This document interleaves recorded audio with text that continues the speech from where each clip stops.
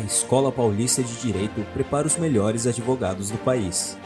Invista na sua carreira jurídica com a EPD e esteja na faculdade que é referência na área, com professores mestres e doutores de renome. São cursos de graduação, pós e extensão, presenciais e online, nos principais ramos do mercado e com o conteúdo atualizado com as principais tendências. Acesse o site, conheça as opções e venha para uma instituição nota máxima no MEC. O olhar apurado sobre o que acontece no Brasil e no mundo. Começa agora a Análise dos Fatos, com Felipe Moura Brasil e Carolina Ercolim. Olá, bem-vinda, bem-vindo. Começando mais um Análise dos Fatos aqui na Rádio Eldorado. A gente que faz um resumo, te abastece de informações no meio do dia, um noticiário analítico, ágil e leve, tudo em menos de 30 minutos. Tudo bem, Felipe? Como vai? Salve, salve, Carol, equipe da Eldorado FM, melhores ouvintes, sempre um prazer falar com vocês. Nosso programa Análise dos Fatos, que depois da transmissão ao vivo fica disponível nas plataformas de podcast. Vamos com tudo que o noticiário tá pegando fogo. Tá mesmo. Vamos então aos destaques deste 18 de abril. Presidente Lula e autoridades discutem violência nas escolas. Governo lança pacote de 3 bilhões de reais para prevenir ataques. PF cumpre 16 mandados de prisão contra envolvidos em atos golpistas nos três poderes, enquanto o STF vota para suspeitos se tornarem réus. E ainda um novo convite da Ucrânia para o Brasil ver as reais razões da guerra em Kiev e a virada do tempo em São Paulo. O que acontece no Brasil e no mundo. Análise dos fatos.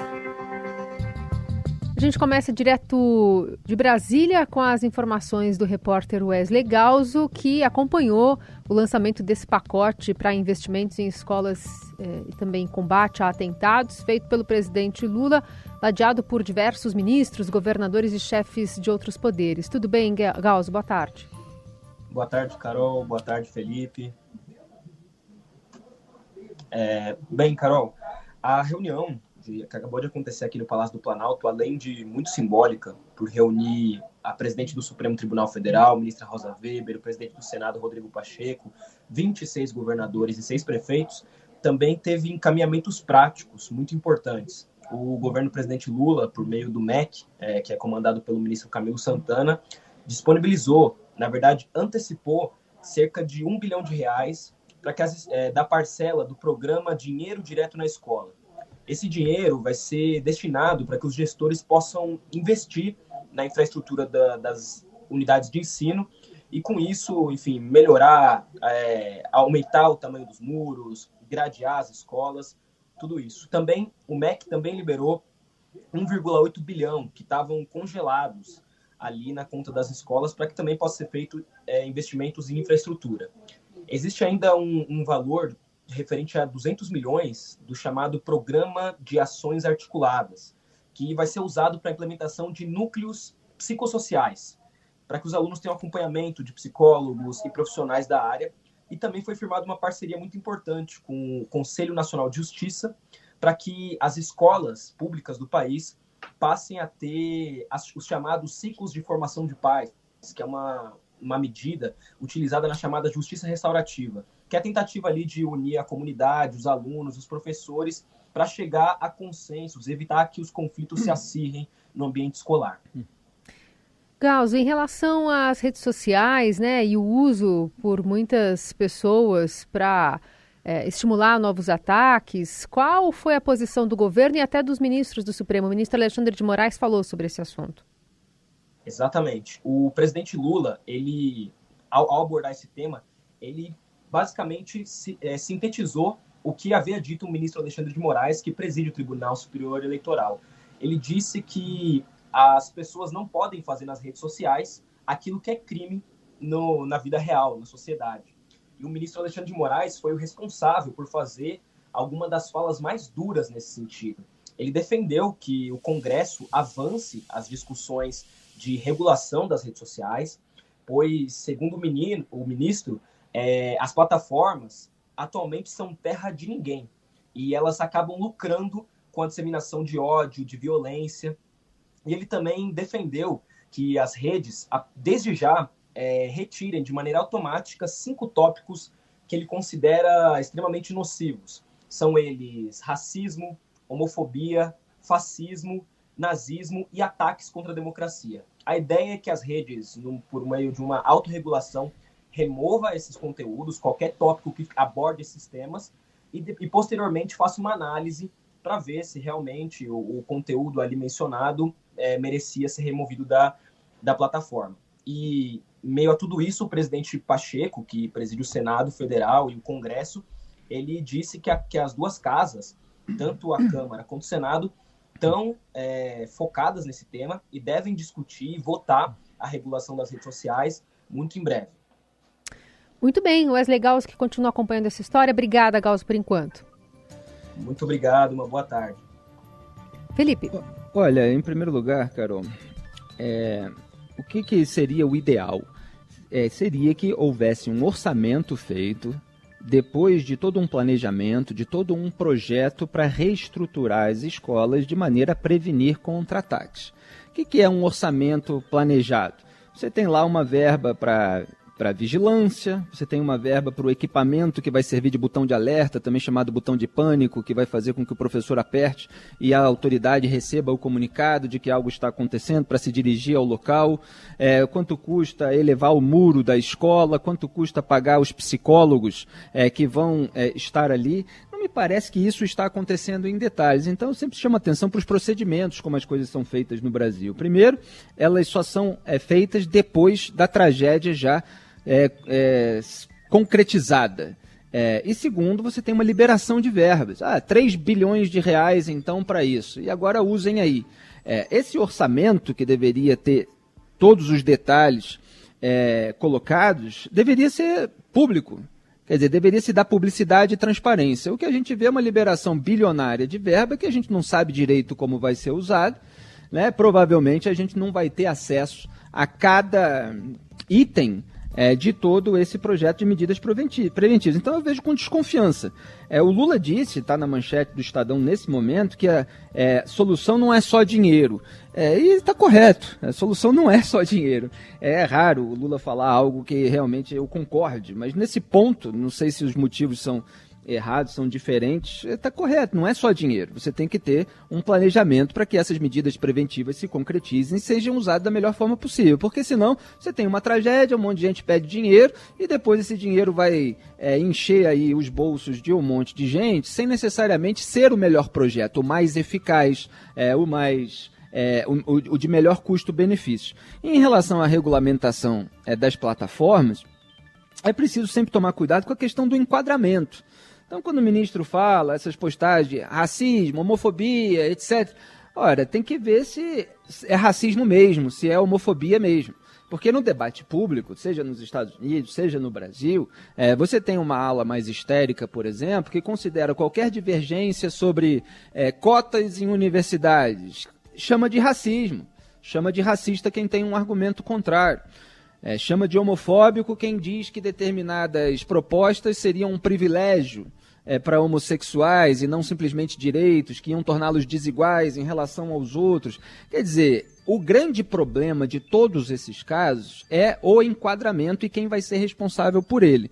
Agora, tem coisas que são mais escancaradas. Quer dizer, se o criminoso está na rede social dizendo que vai cometer um crime, um massacre numa escola, como fez aquele criminoso autor do atentado aqui em São Paulo, é óbvio que você tem que criar mecanismos para evitar isso, para impedir. Mas, olhando pelo lado bom que as autoridades finalmente estão se reunindo para tomar decisões sobre o que fazer em relação a isso. Mas, repito, é dever jornalístico, e é o que a gente faz aqui, precisamos monitorar todos esses passos para ver se realmente isso vai dar em alguma coisa.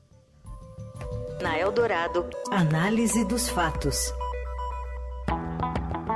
O governo da Ucrânia convidou o presidente do Brasil, Luiz Inácio Lula da Silva, acusado de ser favorável à Rússia, a visitar Kiev para que compreenda a realidade da agressão russa.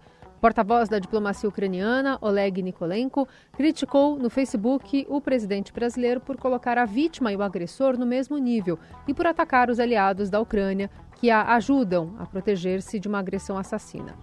O governo Biden quer ouvir também as explicações do Brasil sobre a sua proximidade com o discurso do Kremlin.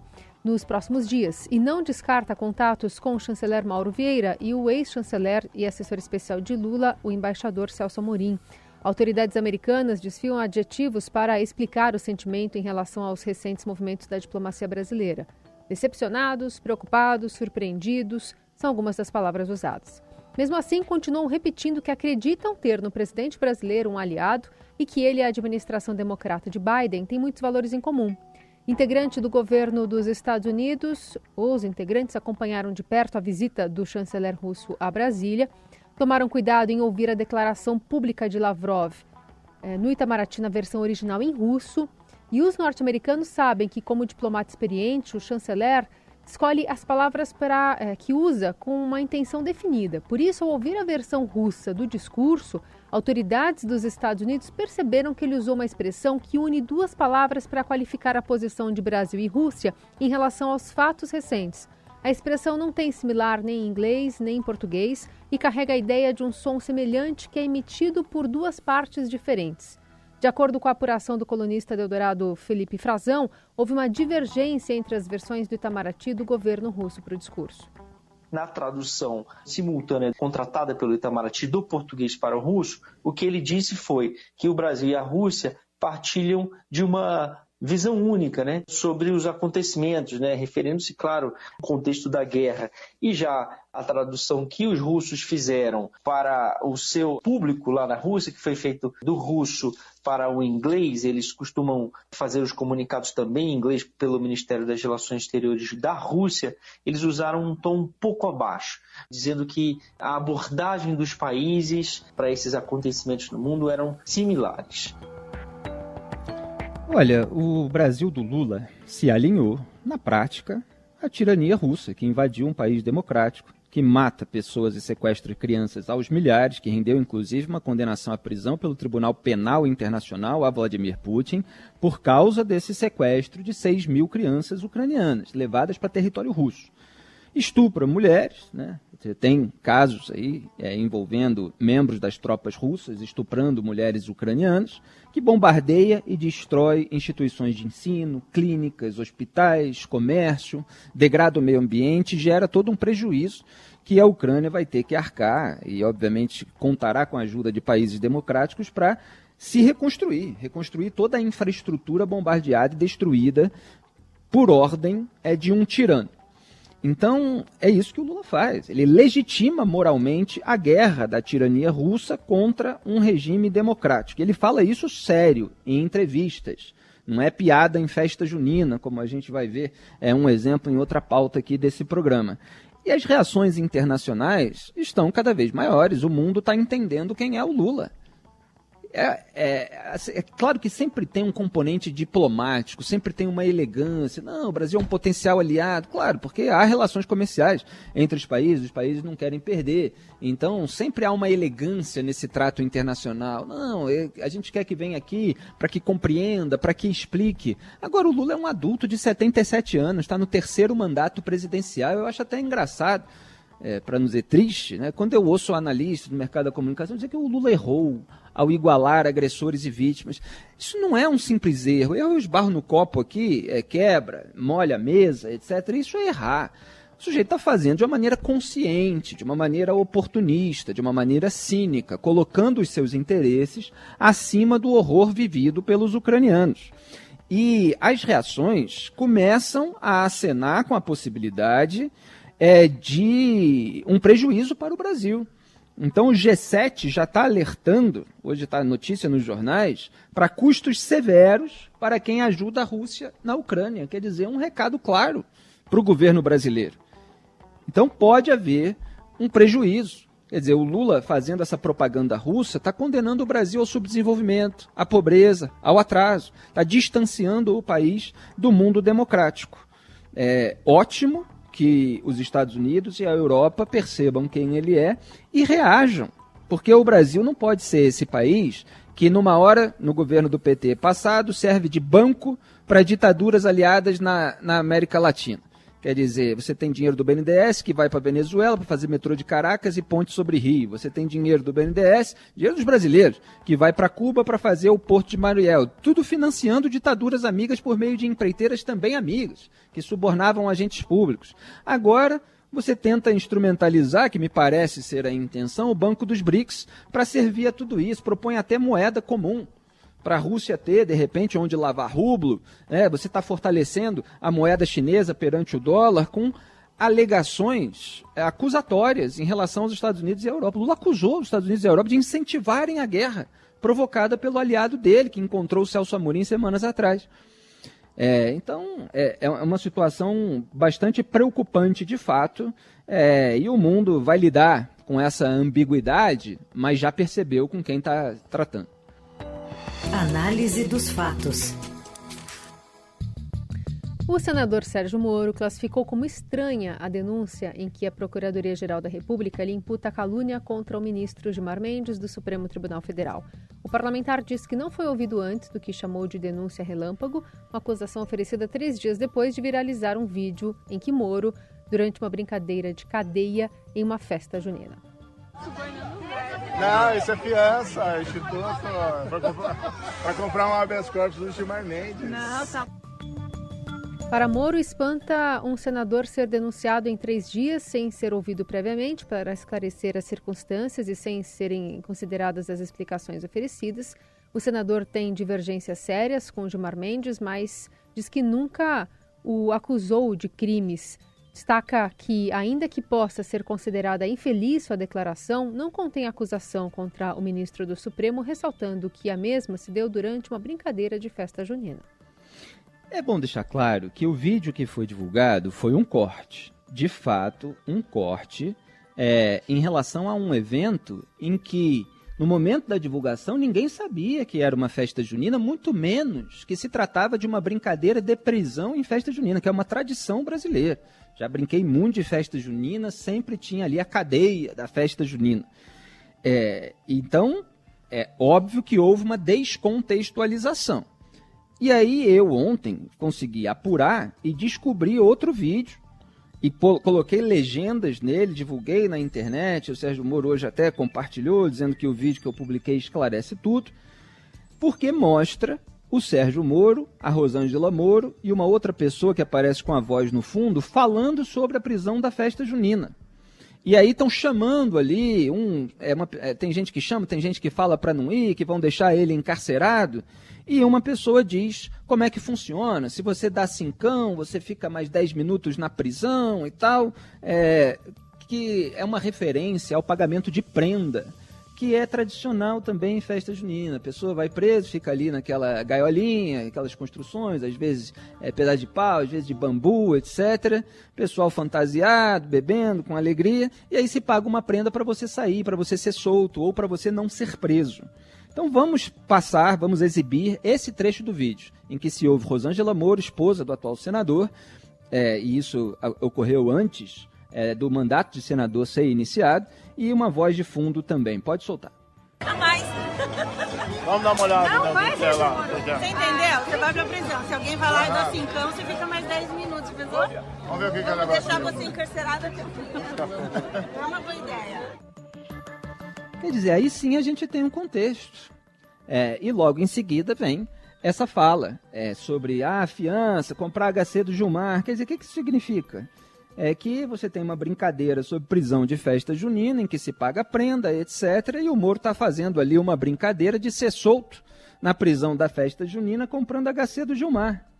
Agora, vai me dizer que isso é uma acusação deliberada, séria, publicada por ele próprio, de que o Gilmar Mendes vende sentenças, vende habeas corpus? É óbvio que não. Não é isso, esse não é o fato. Eu queria até lembrar, para contextualizar também, porque aqui é o mesmo critério para todos os personagens de todos os lados, que esse é um problema do debate público brasileiro. As pessoas são movidas a paixões e ódios, as instituições são instrumentalizadas politicamente, então o que serve para um não serve para outro. Vamos lembrar aqui um vídeo também de uma piada indigesta, porque foi homofóbica, que o Lula fez há 17 anos, se eu não me engano, E esse vídeo acabou vazando, gerando uma repercussão negativa para ele. Está nas minhas redes sociais para quem quiser ver. Estão ali ajeitando o terno do Lula, porque parece que ele ia falar em Pelotas, lá no sul do país. E aí ele diz que Pelotas é a terra de polo exportadora de viado. Ele fala isso, são palavras do Lula, tá? E dá uma risadinha. Faz uma piada homofóbica, num bastidor. Ele não fez uma publicação, não fez um ataque aos gays, etc. Mas aquilo vazou. Inclusive o José Dirceu foi flagrado no documentário do João Moreira Salles, impaciente com a equipe que estava filmando, porque ele tinha ficado traumatizado, paranoico, com deixar gravar por causa desse vídeo do Lula falando sobre Pelotas, que tinha ido parar na mão de inimigos, de acordo com ele. E lá, eu cobrei prisão? Alguém aí cobrou prisão, inelegibilidade, indenização do Lula a Pelotas por causa de um comentário privado que acabou vazado? Claro que não. Então não serve nem para o Lula, nem para o Sérgio Moro. Agora você pedir prisão por causa disso, e sem dado, a denúncia não tem dado nenhum, não tem o fato, não tem o local, não tem quando acontecer, quer dizer, não tem o local, onde. Os procuradores estão aí mostrando como é inepta e absurda essa denúncia. Agora, você falar do ponto de vista político, uma piada inteligente, etc. O Moro está até enrolando a língua no vídeo, né? Parecia que estava altinho ali, bebendo com os amigos. Agora, você falar que o sujeito vai ser preso por causa disso é a vingança do sistema, né? Então só não vê quem não quer. É desses fatos que a gente precisa falar que há todo um interesse político em punir. O que eu estava, só me perdi aqui, é questão política e moral. É óbvio que é inadequada a fala, é óbvio que nesse momento que a tecnologia permite que os vídeos sejam divulgados, que a pessoa tem que evitar esse tipo de coisa. É claro que é uma burrice pontual, você dá margem para isso tudo. Agora, daí a virar uma punição, é claro que não. Na Eldorado, análise dos fatos. A Polícia Federal deflagrou nesta terça mais uma fase da Operação Lesa Pátria. É a 10ª etapa da investigação que busca identificar todos os envolvidos nos atos golpistas na Praça dos Três Poderes. Os policiais cumprem 16 mandados de prisão preventiva e 22 mandados de busca e apreensão. Ao todo, 13 investigados já foram capturados. Entre eles estão um tenente-coronel da Reserva da Aeronáutica, uma professora suplente do PL, da Assembleia Legislativa do Pará, e um empresário que se candidatou a uma vaga na Assembleia Legislativa de Goiás pela Democracia Cristã nas eleições de 2022. A operação ocorre simultaneamente no Distrito Federal e em outros 7 estados. A ação foi autorizada pelo ministro Alexandre de Moraes do Supremo, que é o relator das investigações sobre os protestos do dia 8 de janeiro. Moraes, que foi o primeiro a votar via plenário virtual para que 100 pessoas denunciadas pela tentativa de golpe do dia 8 se tornem réus. Em seu voto, o ministro, que é relator do caso, ressaltou que as condutas dos denunciados são gravíssimas por ameaçarem o Estado democrático de direito. Também o ministro Dias Toffoli acompanhou integralmente o voto de Moraes. O julgamento está previsto para terminar no dia 24. Por outro lado, na avaliação da PGR, o ex-ministro da Justiça Anderson Torres deve ter a prisão revogada em favor de medidas restritivas. Ele está preso desde 14 de janeiro, investigado por omissão na tentativa de golpe. A PGR defende que seja libertado, mas com o uso de tornozeleira eletrônica, além de não poder ter contato com outros investigados nem deixar o DF e ser afastado do cargo de delegado da Polícia Federal. A decisão caberá a Moraes. Todo mundo que invadiu e que depredou patrimônio público naquele dia fatídico de 8 de janeiro tem de ser responsabilizado e punido. Isso é óbvio e já está havendo uma triagem com individualização das condutas. Fica difícil assim comentar genericamente o que 1.000 pessoas fizeram. A gente vai ter que aguardar o detalhamento e mesmo esses alvos de mandado de prisão em operações do dia, a gente ainda não tem o detalhe sobre aquilo que eles fizeram. Mas se eles têm alguma responsabilidade sobre aqueles crimes cometidos, eles têm de ser responsabilizados e punidos. Eu fico curioso para saber a situação do Anderson Torres, que tem reclamado de um tratamento distinto entre ele e o governador Ibanez Rocha, que foi afastado do cargo depois voltou por determinação do Alexandre de Moraes. Você tem aquela minuta do golpe encontrada na casa dele, mas se alega que não foi assinada, que aquilo não foi para frente. Então, o que pesa para ele continuar na prisão? Natural que a PGR queira relaxar, mas com medidas restritivas, medidas cautelares. Quer dizer, há uma vontade de manter ali algum tipo de punição para o Anderson Torres no Supremo Tribunal Federal, e a PGR sabe disso, então está propondo aí uma modulação, pode ser que ela venha. o que acontece no Brasil e no mundo. Análise dos fatos. E no esporte, o Coritiba dispensa Antônio Oliveira e o Brasileirão 2023 tem já a primeira demissão de técnico após a rodada inicial. Fala mais, Morelli. Olá, amigos. Quero falar do senhor Antônio de Oliveira, um português de 40 anos. Ele é a primeira vítima dos dirigentes no Campeonato Brasileiro. Não é mais o treinador do Coritiba. Foi demitido após derrota para o Flamengo de 3-0 na estreia da competição. Jogou domingo, perdeu por 3-0 e foi demitido nesta terça-feira. O primeiro treinador a cair no Campeonato Nacional. A gente sabe que por aqui, por essas bandas, isso é muito comum, isso é cada vez mais frequente. Há outros treinadores entre os outros times da primeira divisão já ameaçados. Rogério Ceni, por exemplo, do São Paulo, é um deles.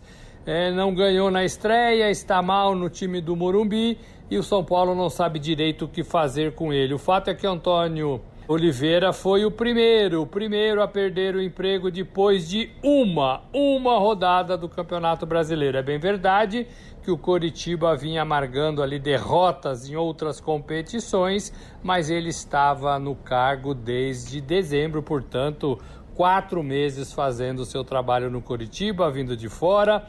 Precisa dar tempo ao treinador, não é contratar e esperar que tudo mude de uma hora para outra. Então Coritiba demite o seu treinador depois de uma rodada do Campeonato Brasileiro. É isso, gente. Falei, um abraço a todos, valeu! Finalmente o Flamengo derrubou um técnico dos outros. Eu tô cansado de ver os outros derrubarem os técnicos do Flamengo. Na Eldorado, análise dos fatos. Você ouviu Análise dos Fatos. Se você perdeu esta edição ou quer ouvir de novo, acesse radioeldorado.com.br ou assine gratuitamente o podcast no iTunes, Google Podcast, Deezer ou Spotify.